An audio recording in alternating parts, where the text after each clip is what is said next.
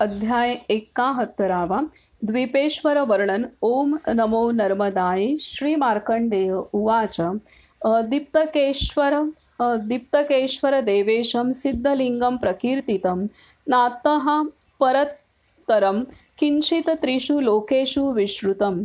मुनिश्रेष्ठ श्री मार्कंडेय वदले, देवेश, दीप्तकेश्वर नावाचे सिद्धलिंग उल्लेखिले आहे. याशिवाय अन्य कोणतेही लिंग त्रैलोक्यात विख्यात नाही. दीप्तकेश्वर देवेशाचे दर्शन, स्पर्शन व पूजनाने अनेक जन्माचे घोर पाप क्षणार्धात नष्ट होते. जो एक दिवस एक मुहूर्त पूजन करतो त्याला या घोर संसारात पुनर्जन्म नसतो. तिथे विद्यमान मोक्षदा व चामुंडा या दोन्ही शक्ती म्हणजे गौरी आणि सरस्वती आहेत. त्या दोघींची स्वतः श्री विष्णू व श्री ब्रह्मदेवाने स्तुती केली आहे. श्री नर्मदाच्या उत्तर तटावर ओंकारनाथ, बिल्वाम्रक, महेश्वर, शुक्लेश्वर, दीपेश्वर, त्रिलोचन लिंग स्थापित आहेत. त्यांचीही स्तुती केली आहे.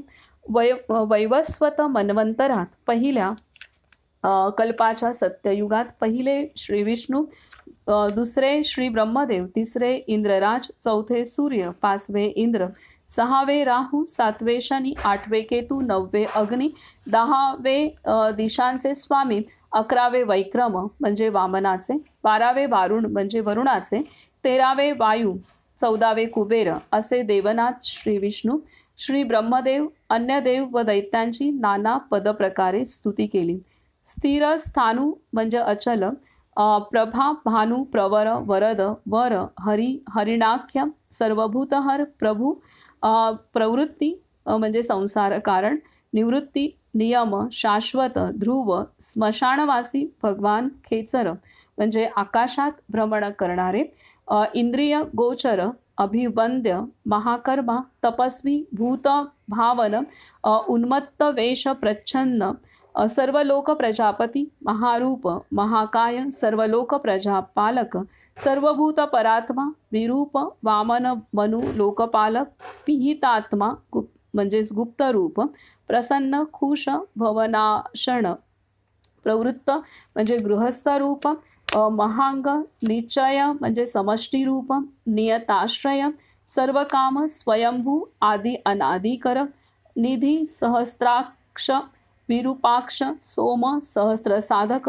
चंद्र, सूर्य, शनी, केतू, ग्रहपती, वर म्हणजे श्रेष्ठ, तपोद्रष्टा, बल, स्थातू म्हणजे उभे राहणारा, मृग, बाणार्पण, अनघ, महातपा, दीर्घतपा, आदी दिनांवर अनुकंपा करणारा, संवत्सर कर, मंत्र, प्रमाण, परमतप, योगी, योग, महावीर्य, महारेता, हर म्हणजे हरणकर्ता, हर म्हणजे भक्तांचा अंगीकार करणारा,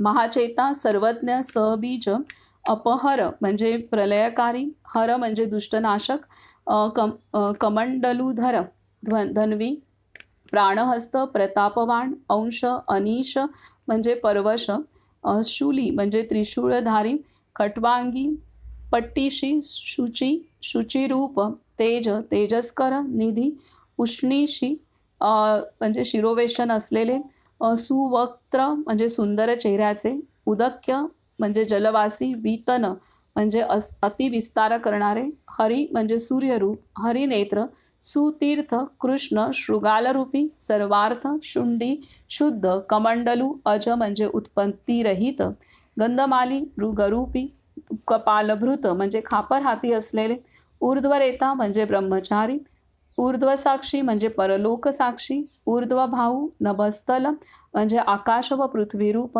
त्रिजटी निवास, रुद्र, सेनापती, विभू म्हणजे व्यापक, अहश्चर म्हणजे दिवसा भ्रमण करणारे, रात्रीचर, सुवास, दिशापती, राजहा म्हणजे राजाला मारणारा, दैत्य हा, धाता, रूप गुणात्मक, सिंह, शार्दूल रूप, आर्द्र चर्मधर, हर म्हणजे सर्वांना प्राप्त, कालयोगी, महानाद, सर्ववास, चतुष्पथ, दुर्वार, प्रेतचारी, भूतचारी, महेश्वर, बहुभूत, बहुधन, सर्वार्थ, रुचिरागती, नृत्यप्रिय नृत्यकर्ता नर्तक मेघरूप घोर महातपस्वी नित्यवासी गिरीधर नभरूप सहस्रभूत विज्ञेय विद्वान सिद्धांतरूप निश्चयरूप क्रोधित क्षमाशील दक्ष दक्ष यज्ञ विनाशक उत्साही मध्यम शत्रुतेजनाशक बलिभाग घेणारे प्रसन्न अर्चित भव गंभीर घोषकारी गंभीर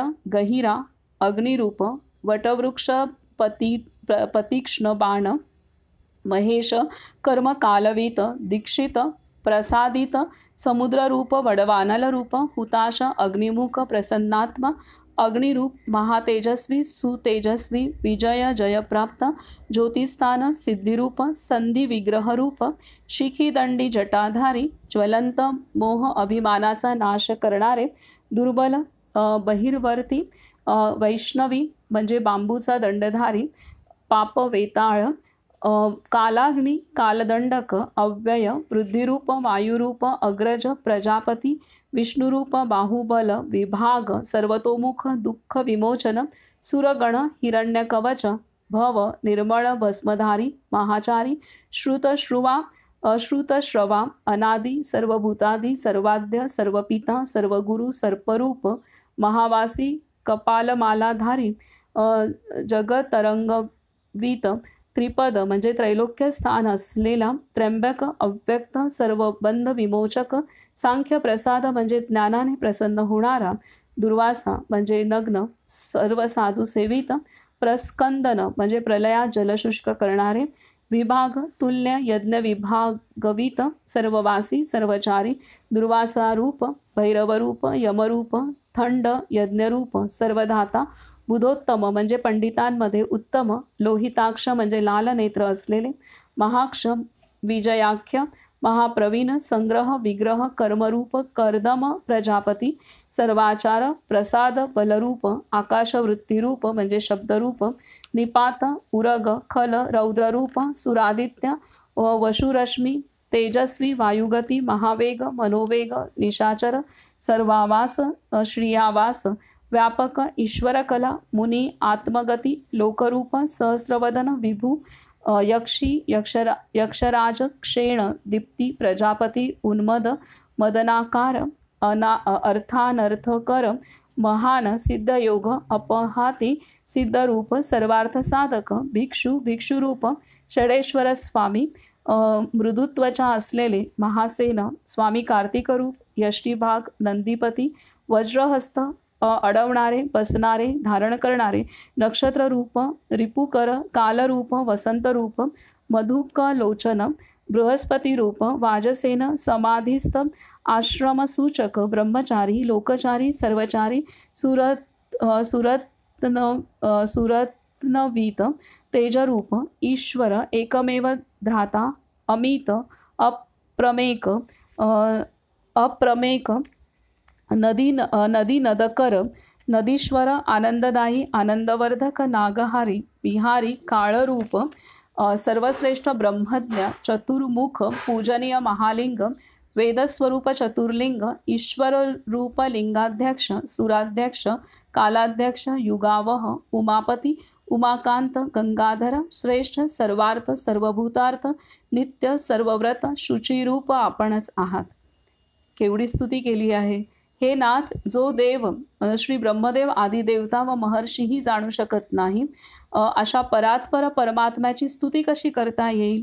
हे परमेश्वर, माझ्या जिभेच्या चंचलतेस आपण क्षमा करा. हे पुष्टीवर्धन सर्व देवतांना स्वर्ग देवतांना आपण क्षमा करा. मुनिश्रेष्ठ श्री मार्कंडेय वदले. हे स्तोत्र ऐकून श्रीमान दीपेश्वर श्री महादेव हसत मुखाने देवांना म्हणाले, देवांनो तुम्ही वर मागा. सर्व देव म्हणाले, महेश्वर देवतांना वर देणारे प्रभू महेश, जर आपण प्रसन्न आहात तर दैत्यांचा नाश करण्यासाठी देवांचे तारण करते व्हा. पापकर्मी अधमाने जरी पंचलिंगांचे पूजन केले तर त्याला सुद्धा ती गती प्राप्त व्हावी जी महायज्ञांनीही दुर्लभ आहे. देव व दैत्यांनी वंदित देवादिदेव पार्वतीपती श्री महादेवाची पूर्वकालात इंद्रदेवानेही तिथे हजार नामांनी स्तुती केली होती. तेव्हा श्री महादेवाच्या कृपाप्रसादाने इंद्र देवराज झाले. व तिथे कुबेराने सुद्धा प्रभू लक्षेश्वर देवाची स्तुती केली. हे भरत वंशोत्पन्न राजा, तिथे मोक्षदा नावाची शक्ती आहे. ती साक्षात पार्वती देवीच आहे. सुरासुरांनी वंदित मोक्षेश्वर नावाचे सिद्धलिंग आहे. सिद्ध, विद्याधर, यक्ष, गंधर्व, किन्नर व मनुष्यास सुद्धा पंचलिंगाच्या पूजनाने देवभाव प्राप्त झाला. कुबेर, वायू, वरुण, निवृत्ती, वैवस्वत व नरकांचे राजा यमराजाने सुद्धा त्यांच्याच पूजनाने आपापले अधिकार प्राप्त केलेत. त्या शिवलिंगाच्या महात्म्याने सूर्यपुत्र यमराज महायशस्वी झालेत. तिथे पूर्वकालात इतरांनीही दीपेश्वराची स्तुती केली. तिथे सहस्रनामाने चंद्रमाने पूजनीय श्री महादेवाची भक्तिपूर्वक स्तुती केल्यामुळेच चंद्र श्री महादेवाचे शिरोभूषण झाला. रोहिणीने पार्वती देवीचे पूजन केले, त्यामुळे ती सौभाग्यशालिनी झाली. या प्रकारे नक्षत्र व योगींनी पिनाकधारी श्री महादेवाची स्तुती केल्यामुळे त्यांनी सूर्यासहित आकाशाला शोभित केले. व्याधी, कालमृत्यू लिहिणाऱ्या चित्रगुप्ताने तसेच देवगणांसहित इंद्रदेवानेही स्तुती केली, जे प्रभू पापींना महारौद्र रूप आहे व धर्मिष्ठांना कृपाळू आहेत. ज्यांच्या जवळ केस उभे असलेले तसेच रौद्र विकृत चेहऱ्याचे महाभयानक 8 करोड गण राहतात, अशा यमराजाचे उत्तमपूर सर्वत्र हजारो पतिव्रता स्त्रिया, महिनाभर व्रत करणारे पुरुष त्यांच्या किलकिलाटाच्या आवाजाने, शिवाय पुण्यवानाच्या अगणित मनोरथयानाने भरून जात होते. त्यांच्या आवाजाने सभासदांसहित श्वेत वस्त्र परिधान केलेले, श्वेतमाला, श्वेतचंदन लावलेले धर्मराज जिथे ते लोक यानावर आरूढ होते, तिथे शीघ्रतेने पायी गेले आणि हात जोडून त्या पुण्यात्मांना त्यांनी विचारले, यथाशक्ती योगाभ्यास करून सर्वश्रेष्ठ धर्म तुम्ही आत्मसात केला. तुम्ही कोणत्या देशातून आले आहात व तुम्ही पुण्य कसे कमवले?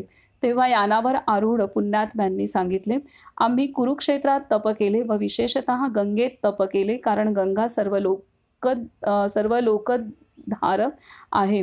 धर्म अधर्मच आपले बळ असून तेच सुखदुःखाचे कारण आहे.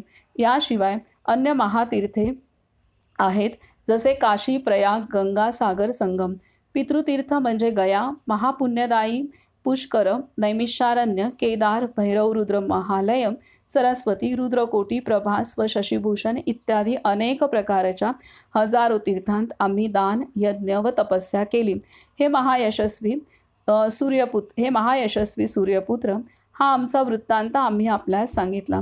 तेव्हा त्यांच्यापैकी काही लोक श्री धर्मराजाला यथान्याय पाहून यथोचित स्नेहपूर्ण शब्दात म्हणाले, आपण पुण्यवानांचे स्वामी आहात. आपण पुण्यवानांचे स्वामी नाहीत. त्याचे स्वामी श्री ब्रह्मदेव, श्री विष्णू व श्री शिवशंभू आहेत. जे पापकर्मी आहेत त्यांचे स्वामी आपण आहात. तेव्हा यमराज वदले, मी जोपर्यंत कैलास पर्वतावर जाऊन परत येत नाही तोपर्यंत तुम्ही इथेच थांबावे. राजा युधिष्ठिर हे सांगून यमराज सर्वश्रेष्ठ पर्वत कैलासावर गेलेत, जिथे श्री शिवशंकर आदिदेव, पार्वती देवी स्वामी कार्तिक बसले होते. शिवाय सर्व देवादिदेव पार्वतीपती श्री महादेवाची स्तुती करत होते. कोणी त्यांच्या पुढे नाचत होते तर कोणी उडी मारून खाली पडत होते. ज्यांची स्तुती होत आहे अशा दिव्य तेजस्वी श्री शिवशंभू महादेवाला पाहून देवादिदेव पिनाक धनुष्यधारी श्री महादेवाची 1000 नावांनी काही स्तुती करत होते. काही साष्टांग नमस्कार करून धर्मराजाने विचारले, जे माझ्या पुरीत आले आहेत त्यांना काय गती मिळावी? श्री महादेव बदले, त्यांच्यापैकी जे श्री नर्मदा तीरावरील निवासी आहेत त्या सर्वांनी इथे निघून यावे व जे अन्य तीर्थावर राहणारे आहेत त्यांनी स्वर्गात जाऊन अनेक भोग भोगावेत. श्री महादेवाचे वचन ऐकून श्री ब्रह्मदेव, श्री विष्णू व सर्व देवगणांचे स्वामी धर्मराज अतिशय प्रसन्न झालेत. त्यानंतर क्षणभरात धर्मराज निज उत्तमपुरात आलेत. हे युधिष्ठिर, धर्मराजाने श्री महादेवाच्या सांगण्यानुसार सर्व लोकांना शिवलोकात पाठवले, शिवाय इतरांना आदेशानुसार सुखाधीन केले. पूर्वकल्पात कार्तिकेला देवतांच्या संमेलनात मी हा वृत्तांत पाहिला. महाराज, त्यानंतर उत्तम वैष्णव तीर्थास जावे. सर्व पापातून मुक्त करणारे ते तीर्थ कोकिळा नावाने विख्यात आहे. त्याला देवादिदेव जनार्दनाने वैष्णव क्षेत्र म्हटले आहे. तिथे 1.25 करोड तीर्थे आहेत. जो मनुष्य पुण्य एकादशीचे व्रत करून दीपावली प्रज्वलित करतो त्याला पुनर्जन्म नसतो. तो सर्व मनःकामना पूर्ण होऊन उत्तम विमानाने भ्रमण करतो. तिथे श्राद्ध आदी करण्याने पितरांची चिरकाल निःसंशय तृप्ती होते. तिथे ब्राह्मणाला प्रसन्न केल्यावर दानाची गणती करता येत नाही. या क्षेत्रात देहत्याग करणारा 10,000 वर्ष विद्याधरांच्या पुरात राजा होतो. इथल्या पुण्याईने राजा ध्रुवाने स्वर्गात नक्षत्रांच्या तेजाने उज्ज्वलित होऊन ध्रुवत्व म्हणजे अटल भाव प्राप्त केले. तसेच मृत्यू योनीत उत्पन्न झालेल्या चतुर्विध जीवांना देवाधिदेव श्री विष्णूचे पूजन केल्यावर स्वर्गात देवभाव प्राप्त झाला. देवांचा पुण्यक्षय झाल्यावर देव मनुष्य होतात. तसेच मनुष्य भक्ती व पुण्याने देवता होतात. देवांचा पुण्यक्षय झाल्यावर देव मनुष्य होतात. तसेच मनुष्य भक्ती व पुण्याने देवता होतात. स्वर्गनी इहलोकाचा भेद धर्म अधर्माच्या भेदामुळे झाला. यास्तव कोणत्याही प्रकारे श्री महादेव पूजनीय आहेत. शिवप्रित्यर्थ भक्तिपूर्वक काहीतरी द्यावे. अरुंधती साभरणी, सावित्री, अहल्या, मेनका, मरुत्वती व रंभा शिवाय अन्य अप्सरा देव व सिद्धगणांनी श्री महादेवास पूजिले आहे. परंतु श्री नर्मदा तटावर राहून ज्याने श्री महादेवाचे पूजन केले त्यास निश्चितच महाभोग अनमोक्ष प्राप्त झाला.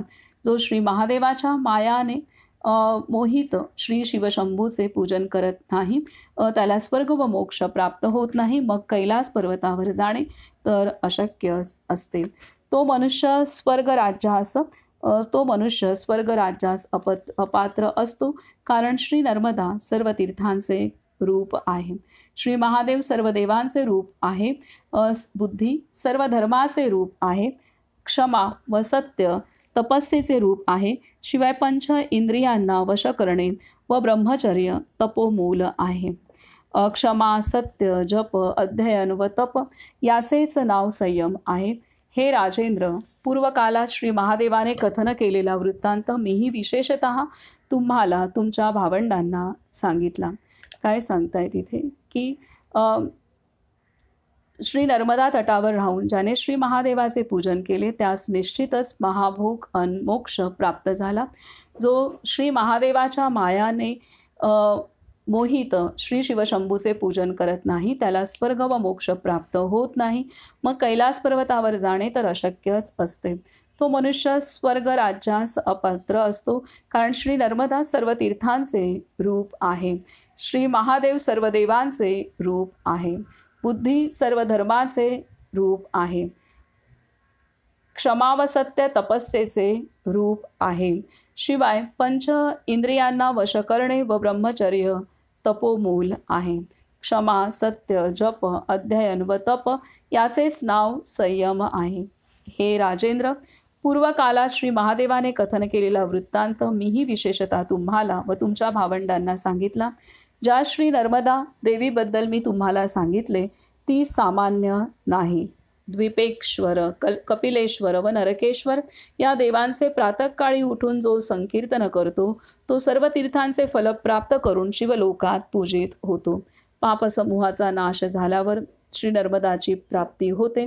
श्री नर्मदाजवळ श्री शिवशंभू सदा वास करतात म्हणून श्री नर्मदा परम शिवक्षेत्र आहे.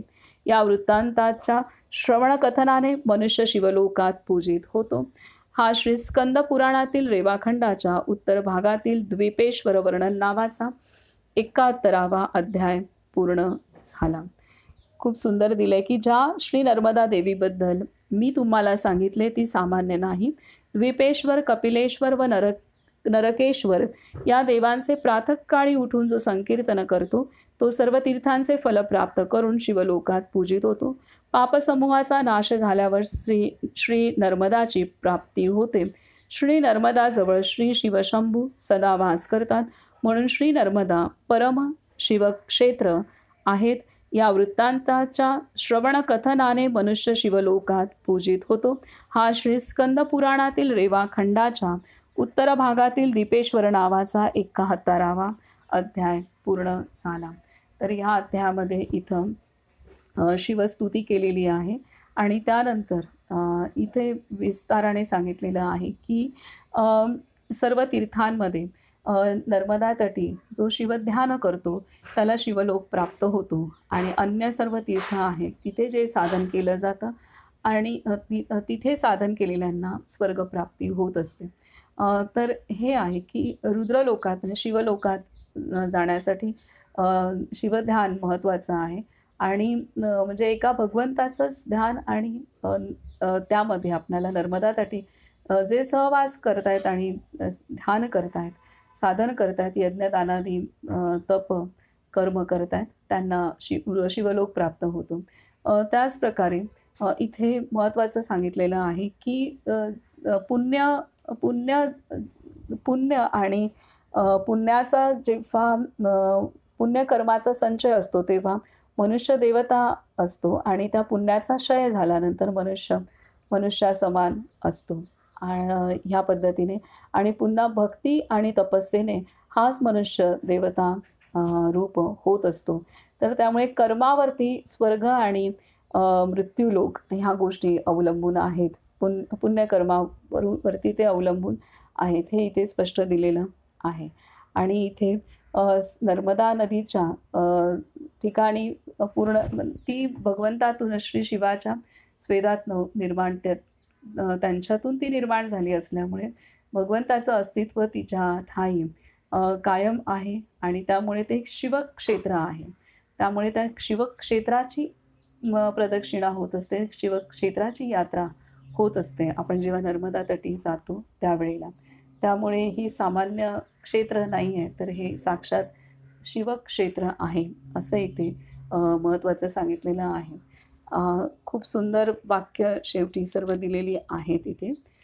ती पुन्हा पुन्हा ऐकण्यासारखी आणि मनात उतरवण्यासारखी आहेत. इथे आपण थांबूयात.